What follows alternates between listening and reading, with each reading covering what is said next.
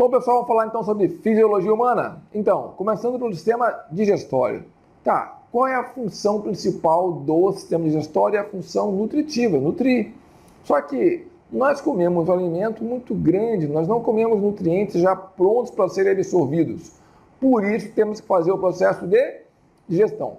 E o que é digestão? Digerir é quebrar. Então, digerir é pegar o alimento, está grande, transformar em partículas menores. Essa digestão pode ser mecânica ou química. A digestão mecânica na espécie humana consiste basicamente na mastigação. Então, a mastigação é o ato de mastigar, de quebrar o alimento em partes menores, que é o que a gente chama de digestão mecânica. Cuidado! Outros animais têm um mecanismo diferente de digerir mecanicamente o alimento. Por exemplo, nas aves, temos aquele órgão chamado moela. Moela é o estômago mecânico da galinha, por exemplo, que vai triturar o alimento. Então, a galinha não mastiga, porque ela não tem dentes, ela tem um bico, mas ela também faz digestão mecânica num outro órgão chamado moela, beleza? Nós mastigamos. Bem, a digestão química vai ser sempre por meio de hidrólise enzimática. Então, digerir quimicamente é fazer uma reação química de hidrólise, que consiste em quebrar a ligação entre os componentes que formam aquela macromolécula. Nós vimos hidrólise lá na aula de carboidrato, lembram? Na aula de carboidratos, eu falei sobre a reação de condensação para juntar e a reação de hidrólise para quebrar, para separar. Beleza? Bem, o nosso sistema digestório está organizado em tubo digestivo e órgãos anexos. Tubo digestivo é o caminho por onde o alimento passa. Boca, esôfago, vamos ver aqui então, ó. Boca, esôfago, estômago, intestino delgado, intestino grosso, reto e ânus. Beleza? E quem são os órgãos anexos? São aqueles órgãos que não têm contato direto com o alimento, mas que têm papel fundamental na digestão, porque produzem substâncias, sucos digestivos. Então, são as glândulas salivares, o pâncreas daqui, o fígado e a vesícula biliar. Então, glândulas salivares, pâncreas, para não ter dúvida, aqui atrás, fígado e vesícula biliar. A vesícula biliar não é uma glândula, por isso que é interessante chamar de órgãos anexos e não de glândulas anexas. Ela é uma vesícula, é um órgão que armazena o material que veio do fígado, a bile, e secreta quando é necessário. Tudo bem? Então, vamos ver aqui, ó, o que acontece de principal em cada um dos compartimentos por onde o alimento passa. Na boca, bem, na boca há a secreção de saliva. A saliva é importante porque contém um muco, lubrifica o alimento, facilita a deglutição e contém uma enzima chamada amilase salivar ou pitialina, enzima que faz a hidrólise do amido, quebrando em moléculas de maltose, certo? Aqui ainda vai haver a mastigação, como eu falei, e a digestão é apenas de carboidratos, ou melhor, a digestão química é apenas de carboidratos, especificamente amido ou glicogênio. Então ocorre a deglutição, o ato de engolir, o alimento desce, graças ao peristaltismo, o movimento de contração da musculatura do tubo digestivo. O alimento é empurrado até o estômago. Lembrando, na entrada do estômago tem um esfíncter chamado esfíncter esofágico inferior ou esfíncter da cárdia. Então, esfíncter da cárdia ou esfíncter cárdico, mas o nome atual oficial é esfíncter esofágico inferior. No estômago ocorre o quê? Bem, no estômago ocorre uma agitação, tá? Essa agitação, essa motilidade, né, vai misturar o alimento e ocorre a digestão química de proteínas. Então, digestão química de proteínas por meio da pepsina, beleza? Bem, aqui fala de gorduras porque tem a lipase gástrica. A lipase gástrica é a proporção muito pequena, é desprezível, a maioria nem comenta. Então, vamos ficar só com proteínas. A pepsina é a enzima ativa que atua no estômago. Ela é secretada pelas células principais do estômago na forma de pepsinogênio, que vai ser ativado pelo ácido clorídrico, tá? Secretado pelas células parietais ou pela própria pepsina, no que a gente chama de ação autocatalítica. E aí a pepsina, então, quebra as moléculas de proteínas. Então, além da pepsina, no suco gástrico também tem o ácido clorídrico. como eu já falei, ativa o pepsinogênio e regula o pH. O pH no estômago é 2, na boca o pH era neutro, 7, no estômago o pH é 2, bastante ácido. Essa acidez é importante, por quê? Porque mata micro-organismos, ajuda a defender o organismo, já que muitos desses micro-organismos, quando chegam ali, vão ser destruídos, vão morrer pela ação dessa acidez tão grande, beleza? Então tá lá. No estômago tem a secreção de HCl, pepsinogênio, lipase gástrica, desprezível, tá? E o muco. O muco do estômago é fundamental, porque esse muco impede que o próprio estômago sofra a ação do suco gástrico e acabe sendo corroído. Bem, há uma bactéria que pode se alojar ali, causar uma alteração nesse muco e favorecer então a ocorrência de gastrite e de úlceras gástricas. Essa bactéria se chama Helicobacter pylori. Então a Helicobacter pylori, se tiver no estômago, vai reduzir a espessura do muco, então ela vai causar a úlcera gástrica. É a principal causa de úlcera gástrica no mundo hoje em dia. Ok? Beleza. E a célula G, que secretam gastrina, que é um hormônio, veremos daqui a pouquinho. O alimento, então, ácido, passa do estômago para o duodeno, atravessando o esfíncter pilórico. Então, o esfíncter pilórico vai ser, então, o esfíncter que limita o estômago e o intestino. É através do esfíncter pilórico, passando pelo ósteo pilórico, que o alimento entra no intestino delgado. A primeira parte do intestino delgado é o duodeno, e é no duodeno que vai haver quase toda a atividade importante no intestino. Então, no duodeno vão ser lançados os sucos, suco entérico, suco pancreático e a bile, ok? Bem, o primeiro problema a ser resolvido é o pH. Quando o alimento chega no intestino delgado, ele chega ácido e é chamado quimo. Esse quimo ácido oferece aí dois riscos. Primeiro, o risco de causar lesão no duodeno, porque o muco duodenal não é um muco igual ao do estômago. Segundo, o pH ótimo para a ação das enzimas que atuam no intestino é 8, e esse alimento vem ácido, pH 2, então poderia causar desnaturação das enzimas pancreáticas e entéricas que vão ser lançadas daqui a pouquinho. Então, para resolver o problema, o pâncreas secreta um suco pancreático, o primeiro suco pancreático, que é um suco rico em bicarbonato, que vai então elevar o pH, vai alcalinizar o quimo, fazendo o pH chegar a 8. A bile também contém bicarbonato, tá? Mas o mais importante, quem desempenha o papel mais importante mesmo nesse momento, é o primeiro suco pancreático, que é o suco rico em bicarbonato. O segundo suco pancreático é um suco enzimático, contém várias enzimas, tripsina e quimotripsina, que digerem proteínas, lipase pancreática, que digere lipídios, é a principal lipase que nós temos, a amilase pancreática ou amilopsina, que digere amido, certo?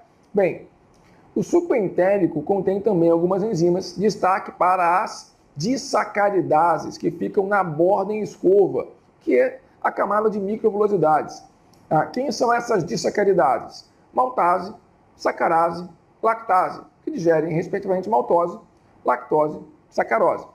Ok? E a bile? A bile é uma secreção não enzimática, é um suco não enzimático. Ela é importante porque contém bicarbonato, que auxilia no controle do pH para alcalinizar o quimo, mas fundamentalmente a bile contém os sais biliares. Esses sais biliares são sais de ácidos graxos que têm a função emulsificante. Então a bile faz a emulsificação dos lipídios, ou seja, afasta as moléculas de lipídios, separa as moléculas de lipídios, favorecendo assim a digestão. Além disso, a bile contém ainda colesterol e bilirrubina. A bilirrubina é um derivado de hemoglobina, tem que ser eliminada, e o colesterol também é para ser eliminado. Só que o colesterol acaba sendo reabsorvido. Para que você não reabsorva tanto colesterol, é importante que tenha fibras na sua dieta. Então, a presença de fibras faz com que o colesterol seja eliminado, porque o colesterol se adere às fibras e as fibras não são digeríveis e vão sair junto com as fezes, certo? Então, voltando para cá, olha lá, olha. Então, no intestino, a secreção de enzimas pelos enterócitos, células intestinais, o muco que reveste o intestino, hormônios, vamos ver daqui a pouquinho, CCK, secretina, tá? As enzimas que vieram do pâncreas e a bile, certo? O que vai ser digerido aqui? Basicamente tudo, carboidratos, proteínas, gorduras, ácidos nucleicos, tá? E aqui vai ocorrer a absorção. O intestino é o local da absorção, a absorção está na próxima tela, vamos falar só sobre isso daqui a pouquinho.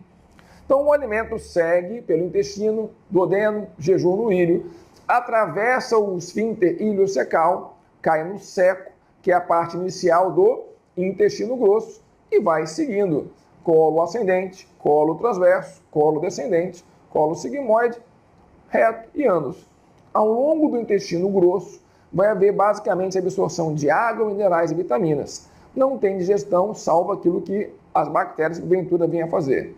Lembrando que é importante ingerir fibras, porque as fibras auxiliam na motilidade, tá? E evitam que as fezes fiquem muito ressecadas, beleza? Pois bem, então, no final, eu tenho as fezes que vão sair pelo ânus. Defecação, ingestão, digestão, absorção, defecação. Vamos falar um pouco mais, então, sobre a absorção, beleza? Bem, opa, passei direto? Tá aqui. Absorver é o quê? A absorção é um fenômeno que ocorre, em especial, no intestino delgado, mas não só, em que os nutrientes vão ser, então, transferidos do interior do intestino para um capilar, sanguíneo ou linfático. As células que revestem o intestino, o epitélio intestinal, é um epitélio simples, prismático, com microvilosidades. As microvilosidades são fundamentais porque aumentam a superfície de contato, aumentam a capacidade de absorção. Então aqui tem um esquema de uma vilosidade intestinal. As células aqui, então, seriam repletas de microvilosidades. Lembrando que no microscópio óptico não é possível ver as microvilosidades em detalhe, então a camada de microvilosidades é chamada de borda em escova. Então, se aparecer na prova epitélio prismático simples com borda em escova, esse é o epitélio intestinal e a tal borda em escova são as microvilosidades, certo? Então, como é que vai ser a absorção? Olha só. Aminoácidos monossacarídeos e ácidos graxos de cadeia curta vão passar para o sangue. Então, vão sair aqui por uma vênula, pela veia porta, que vai levar, então, o sangue do intestino para o fígado. Mas os ácidos graxos de cadeia longa vão acabar se juntando com o glicerol e vão formar lipídios, que vão formar quilomicrons, que vão ser, então, absorvidos aqui pelo vaso linfático, pelo vaso que chama de quilífero ou lácteo. Então, os quilomicrons representam o quê? Agregados lipoproteicos, que vão servir para transportar os lipídios. Então, importante, lipídios são absorvidos preferencialmente pelo sistema linfático, enquanto que proteínas, no caso aminoácidos, monossacarídeos e os ácidos graxos de cadeia curta vão ser absorvidos pelo sistema sanguíneo, pelo sangue. Esse vaso linfático, então, vai levar esse material até lá em cima, quase chegando lá no coração, a linfa desemboca na veia subclave e aí depois vai tudo para o sangue e vai seguir, então, o caminho. Ok? Então, lembrando, a absorção é a transferência dos nutrientes do intestino, principalmente, para a circulação sanguínea ou linfática. E esse processo ocorre por meio de transportes através da membrana. Difusão, osmose, transporte ativo, difusão facilitada, mecanismos que nós vimos na aula de membrana. Beleza? Pois bem, para finalizar, quem é que controla tudo isso? O controle da digestão é um controle principalmente endócrino. O sistema nervoso controla as funções voluntárias, mastigação, por exemplo, contribui para a atividade secretora do estômago, mas a maior parte do controle é endócrino. Então, também tem controle nervoso, sim, mas o mais importante é o controle endócrino por meio de hormônios. 4 hormônios se destacam aqui. Primeiro é a gastrina. A gastrina é o hormônio secretado pela célula G do estômago. Tem como alvo o próprio estômago e vai estimular a produção de suco gástrico, além da motilidade do estômago. Então, a gastrina atua nas células do estômago, estimula a secreção de suco gástrico e estimula a atividade, a motilidade do estômago, crescimento da mucosa, enfim. faz com que o estômago atue de forma mais intensa. Beleza? Pois bem, o alimento passou do estômago para o intestino, chegou no duodeno. Esse bolo alimentar ácido é chamado quimo. Aí, ó, a acidez do quimo lá no duodeno estimula a secreção de um hormônio chamado secretina. Quem é o alvo da secretina? O principal alvo da secretina é o pâncreas e vai estimular a secreção do suco pancreático rico em bicarbonato. Então, principal função da secretina vai lá no pâncreas e estimula a secreção do suco pancreático rico em bicarbonato para fazer o pH subir, certo? Além disso, inibe a atividade do estômago. Para quê? Para que menos alimento ácido entre no duodeno, certo? Bem, o outro hormônio é a colecistocinina, CCK é a sigla. A presença de ácidos graxos e proteínas no intestino vai estimular a produção desse hormônio. Ele é produzido pelas células do próprio intestino e vai atuar onde? Principalmente na vesícula biliar e no pâncreas. Na vesícula biliar, óbvio, estimula a secreção da bile. E no pâncreas estimula a secreção do suco pancreático enzimático. No estômago, vai inibir a atividade do estômago para que o estômago fique com o alimento por mais tempo e, consequentemente, haja mais tempo para o intestino poder atuar. E o quarto hormônio é o peptídeo inibidor gástrico. Ele é secretado sempre que tem, em especial, lipídios no intestino. Não só, mas em especial lipídios. Então, um alimento com alto teor de gordura, uma feijoada, por exemplo, vai acabar induzindo a secreção do peptídeo inibidor gástrico, que também era chamado de enterogastrona. Qual o papel do hormônio chamado peptídeo inibidor gástrico? Inibir o estômago. Então, ele vai atuar inibindo a atividade do estômago. Ele inibe o esvaziamento gástrico. Consequentemente, o alimento passa mais tempo no estômago e aí o intestino também vai ter mais tempo para poder fazer a digestão. Beleza? Bem, esse foi então o nosso resumo, a revisão do sistema digestório. Importante, pessoal. Depois, pega esse material e decore as enzimas que atuam na digestão. Quem são seus substratos, seus produtos, pH ótimo, local de ação. Beleza? Eu falei rapidamente aqui, pega esse material, pega as enzimas, monta a tabela, é fundamental que você lembre delas, ok? Então, um abraço e até a próxima.